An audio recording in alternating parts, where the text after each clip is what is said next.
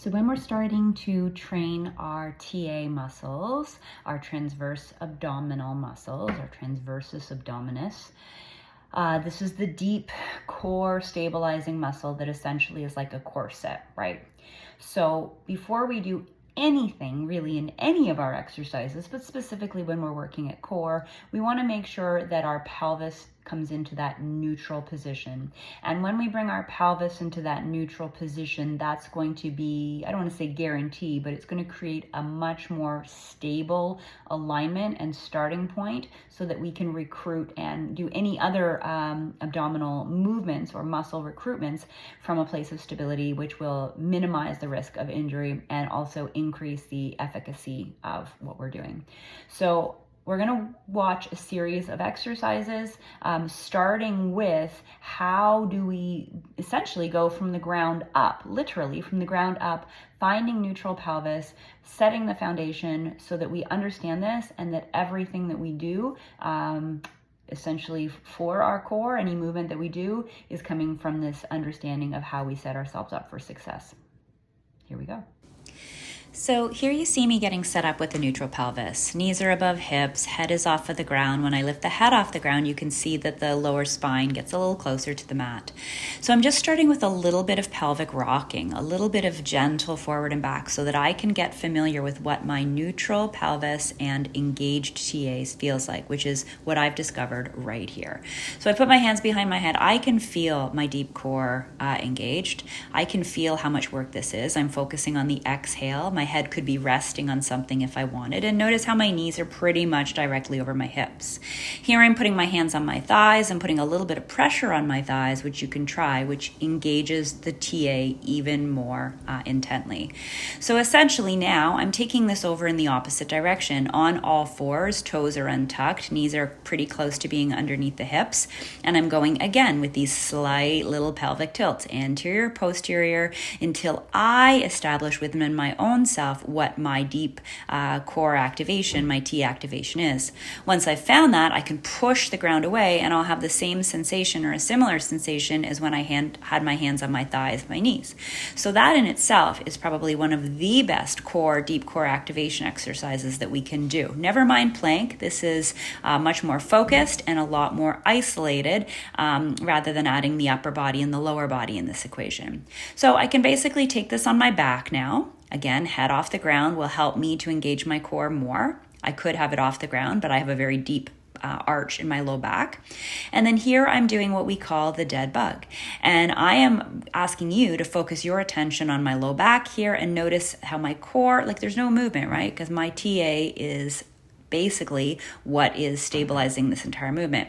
I'm just changing angles here so you can get a sense of what that looks like from this direction. And I also have a longer leg, so the longer the lever, the more challenge this is going to be. And we could add weights.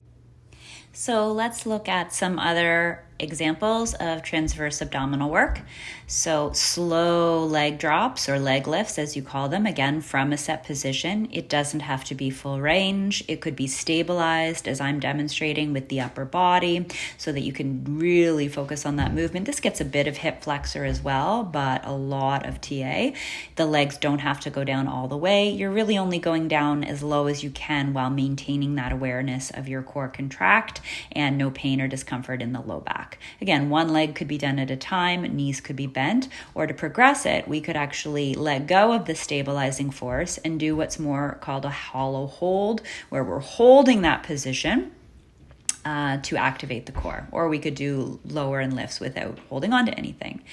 So we want to focus on our plank is another one. Now, lots of errors in plank: droopy hips, bums up in the air. Those are common errors in plank. Plank can be a little bit overrated unless you're really strong enough to do it. So I always recommend getting your set position on your knees first, like we've already done before. Neutralize the pelvis, tuck the toes. Try hovering the knees. maintaining the integrity of the plank, then lifting the bum. And it doesn't have to be a perfect plank parallel to the ground. That's a fallacy. I have more of an arch in my back when I have my TA engaged. We can also do this from forearms, different palm placements. It's a little bit easier when we clasp our hands together because the biceps and shoulders are more involved. I prefer palms down for most recruitment. And then same thing, we start on our knees, we establish neutral pelvis. That might be enough, right? We don't want to see any of this. So we tuck the tailbone, posterior tilt of the pelvis, and then lift the knees. So there's nothing wrong with this plank. Someone might come and correct it, but it is actually has far more integrity than a plank where I am in a droopy hips or droopy pelvis situation. Okay, so we can do lots of plank variations. We could do slow mountain climbers, not fast ones. We could do tap outs, like so many different things, as I'm sure we all know from plank. But as long as it comes from that neutral pelvis and deep core activation, then we are good to go.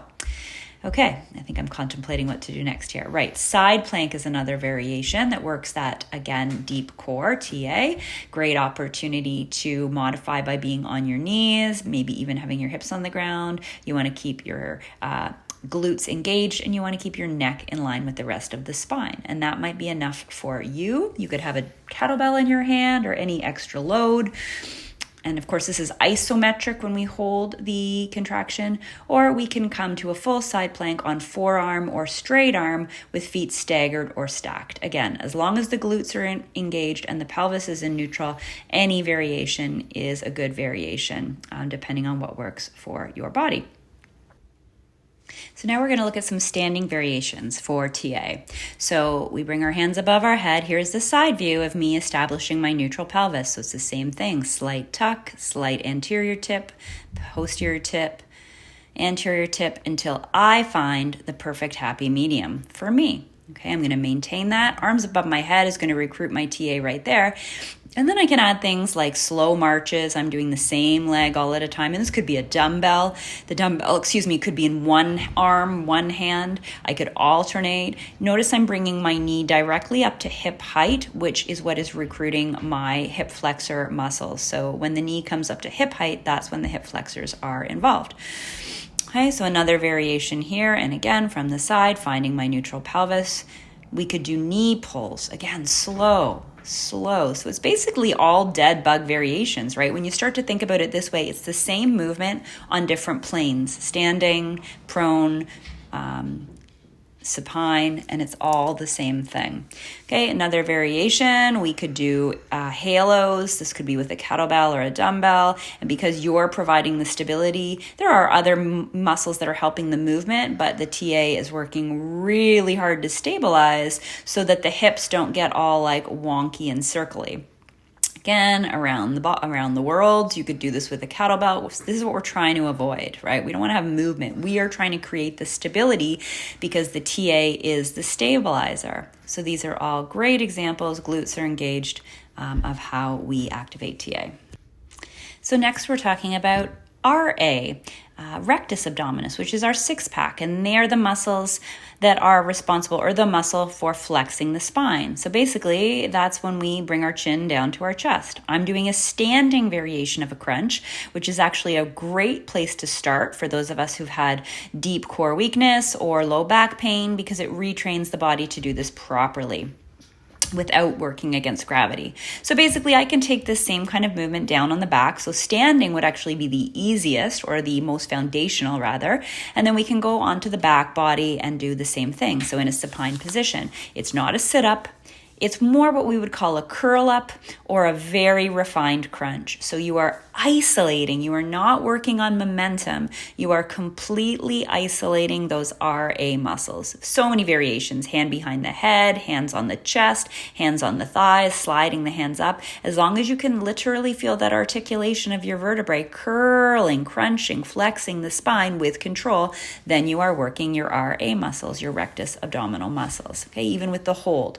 So I'm bringing myself all the way up, and a curl down with a block or a moderate weight is also a great exercise. Now I have my toes tucked under my dog bed here, so you could do that under a couch, you could do under a machine at the gym. There is no momentum, and it is okay to curl and uncurl your spine. That is what the RA is for, and that's why we don't do sit-ups anymore, because they are putting too much strain on the hip flexors and the spine. These slow and controlled curl-ups are actually much more efficient and targeted for RA. We could do this from seated, so it's basically like a seated cat and cow with intention, just so you are aware what is working, your erector spinae muscles on the back and your rectus abdominis on the front. Same thing, same kind of different ways to approach the same activation of the RA muscles, just so you get that understanding that this is all rectus abdominis, curling ourselves consciously down and then returning back to that neutral position is a gentler way to work the RA rather than necessarily laying on your back and feeling that pressure into the earth. So those are all great ways that you can do that. I think it's also really important to note that, again, our muscles work in pairs, agonist, antagonist. So when we're doing our RA crunches, we can do the opposite and complement by doing little things like cobra push-ups, which are working the erector spinae muscles, or reverse crunches, as we sometimes call them, or Supermans or Superwomans. So this is working the opposing and equally important muscle group. So that's just something to keep in mind. All right, so where are we going next here? Right, I wanted to also show you the bird dog. And this is working transverse abdominal. When we do subtle movements or holds, notice the neutrality in my pelvis. My butt cheek is not coming higher than its partner. We're not doing this kind of ballistic movement, which you often see, which is detrimental to spinal integrity and also ineffective. And if I'm doing my bird dog variation where I'm reaching and pulling, that is the crunching movement, the curling of the spine that is focusing as much on rectus abdominis as it is on transversus abdominis. All right, so now we're going to reset ourselves and we're going to start to understand about our oblique muscles. So our obliques, internal and external, help us with movements of rotation of the spine, as well as lateral flexion and extension of the spine. So we can approach our oblique training, again, from all planes. We can approach our oblique training from kneeling or standing, neutral pelvis, there it is. Once we've set ourselves up and our glutes are engaged and we're in position, then from there we can begin any of our twisting and or bending that is going to work the obliques. So something as simple as a side bend, right? Working on that what's called the coronal, or it's actually called the coronal or the frontal plane, is going to work our oblique muscles. And of course, your TA, your transverse abdominal, is stabilizing you while you execute that movement. So you could add load to this. So let's pretend this is a kettlebell or a dumbbell. And again, from kneeling, and I'll demonstrate the standing version shortly, with those engaged glutes, with that neutral pelvis, that is going to work simultaneously your internal obliques and external obliques. So that's a great exercise that you can do with or without load. I'm just demonstrating it on both sides. You could alternate side by side, or you could do one set on your right, one set on your left, or you could have a dumbbell or a kettlebell in each hand and do, right then left. Here's the standing version. One of the biggest errors is going too fast. Another one is moving too ballistically. And really, I think the biggest error is not having engaged glutes and neutral pelvis. All right, so we're going to change focus here. We're going to bring it down onto our backs and understanding again, twisting as well as side bending. So here's a variation of rotation that would work the obliques. You could do this with a plate, with a medicine ball, with a yoga block, with a dumbbell. They are all great examples of adding load. You could shorten your lever. In other words, make your elbows a little bit more bent, which will take some of that effort out. We can do bicycle crunches where we come up and then we rotate and then we lower. We come up, we rotate, and then we lower. You could add the opposite knee. Bicycles can sometimes get a little bit, again, ballistic is the word, or working more on momentum. So really we need to make sure we're keeping it slow and controlled. These are all examples that I'm demonstrating of the oblique muscles that are creating the movement, while the transverse abdominal muscles create the stability. Another little variation here, we could do a rotation, right? While you're also doing forward flexion. So now you're working transverse abdominal to stabilize, rectus abdominal to crunch, and obliques to rotate and side bend. So there are ways that you can really efficiently work all parts of your abdominals. Here's another example of rotation. This could be with a dumbbell. This could be a standing lunge, a kneeling lunge. This could be done with a cable. So I just really want you to all understand essentially the whys and the hows when we're building our abdominal routine. This could be a dumbbell. This could be a kettlebell. These are also obliques, a little bit of RA and TA. Okay, so hopefully that helps us to understand what we're doing when we're working our core and making sure that we're targeting all three of those main abdominal groups, TA, RA, and obliques.